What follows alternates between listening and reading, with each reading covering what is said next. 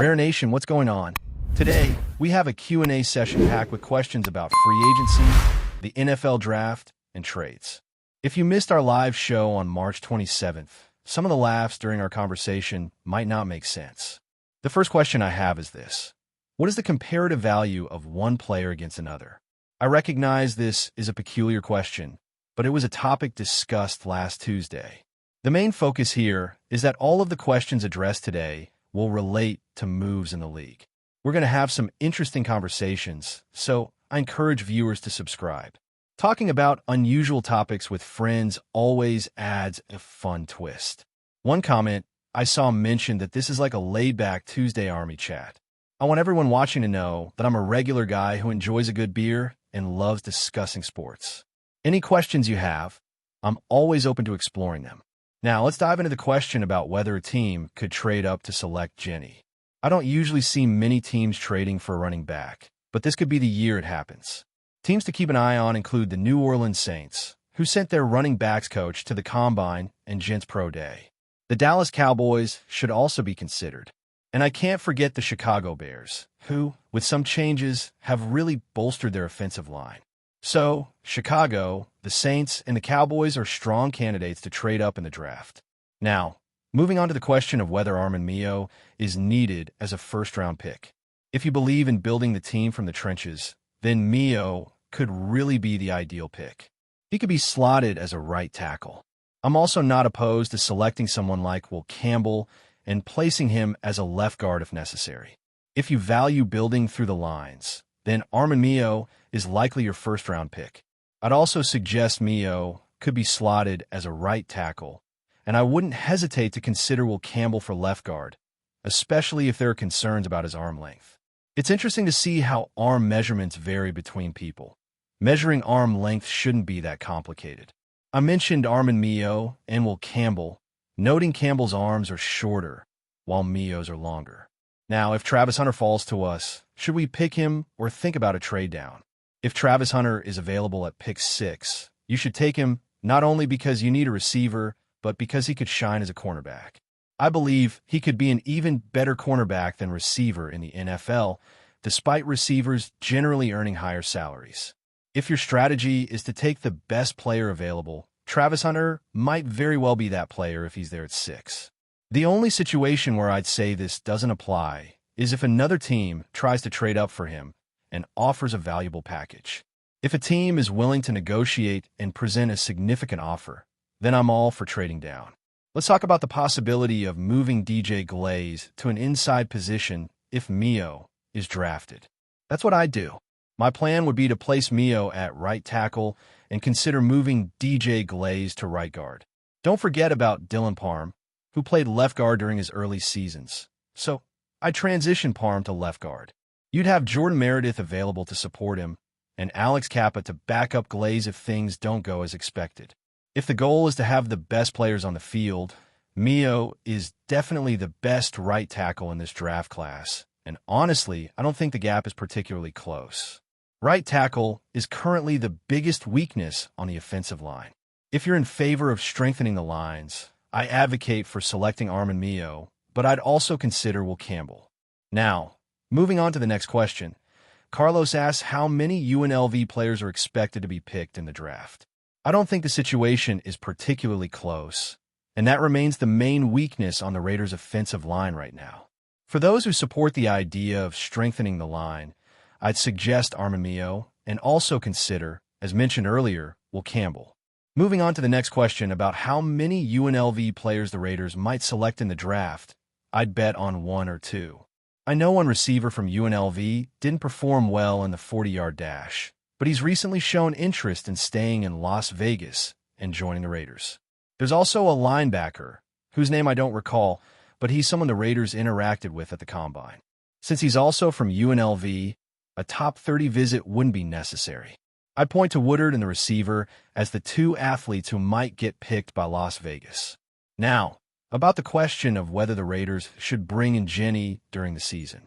My concern is that the Giants might pick him after they sign a quarterback. However, I really consider that unlikely, and it's hard to understand why the Giants would even think about that, especially considering the recent developments around their running back. From what I've heard, the Giants are probably looking at other players since they need to select the best player available. It seems like a player is projected to be taken first overall, and we'll see what the team decides. While Gent is a notable prospect, he's not the best available player when compared to other options. Given the Giants' current situation, they need to secure victories now, so I think they'll go that route. Shifting topics, there's a question about the possibility of signing a safety, with rumors about a potential signing. I'm in favor of pursuing this player, because when I look at the Raiders' defense right now, I'd say the biggest need is at free safety. While I value our safety group, we're currently lacking a truly impactful player at that position. This player, who is 31 years old, played last year on a one-year contract valued at around $8 million. I'd definitely consider this option again. Having a safety of this caliber sounds like a good idea to me. Let's talk about Red Eye Nation. We need Jenny Campbell or Mio, come on, or drink one. Mitch, you know Red Eye always says that. I'm thinking, if you ask me what 4 players I'd pick for the Raiders at 6, it would be Mio, Campbell, Jenny, and McMillan. But what I'd really prefer, above all, would be to trade down. Red Eye Nation, a toast to you. Speaking of trading down, what's the value of trading the 6th pick? It depends on who's trading up. If it's the Saints, you might only get a 3rd-round pick, as it's a little less valuable. If it's the Bears at pick 10, maybe you could get a 2nd-round pick. I'm not sure, but I'd say it would probably only bring one. The value really depends on who's making the trade. For instance, if it's the Saints, you might only get a 3rd pick due to their lower value. On the other hand, if it's the Bears at pick 10, you could possibly get a 2nd-round pick, although I'd lean towards saying it would probably just be a 3rd as well. Considering the Dallas Cowboys, they should aim for a 2nd-round pick. I'm curious if teams will be willing to acquire an extra 1st-round pick for next year's draft, especially since this year's draft has been considered a bit underwhelming by many in the league. It definitely has potential, but I'm in favor of trading down. This strategy could yield good overall value and help assemble the best possible team by moving back a bit.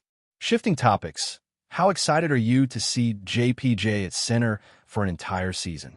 I want to witness that aggressive mentality, both left and right.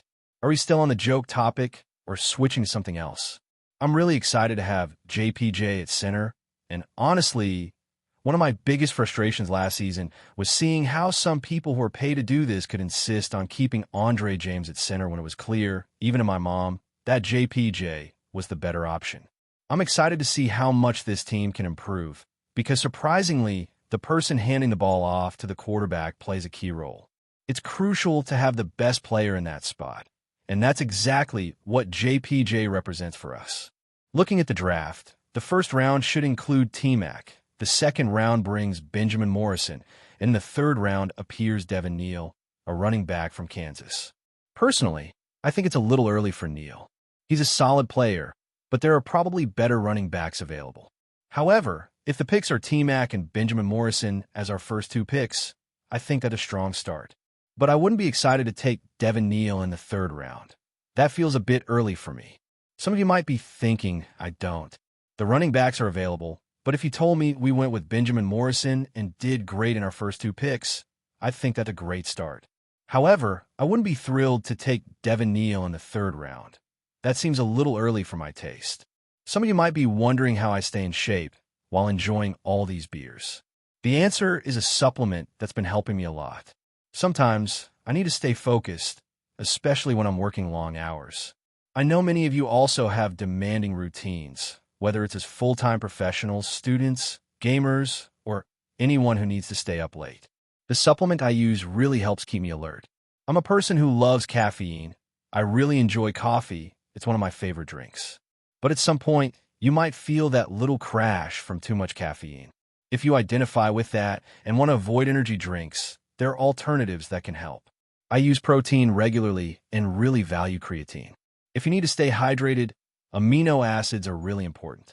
I've tried many products, but my favorite is definitely the protein. I always mention a certain kitchen tool, and if you have one of those, you'll definitely need protein. Now let's talk about John Rodriguez. You're next.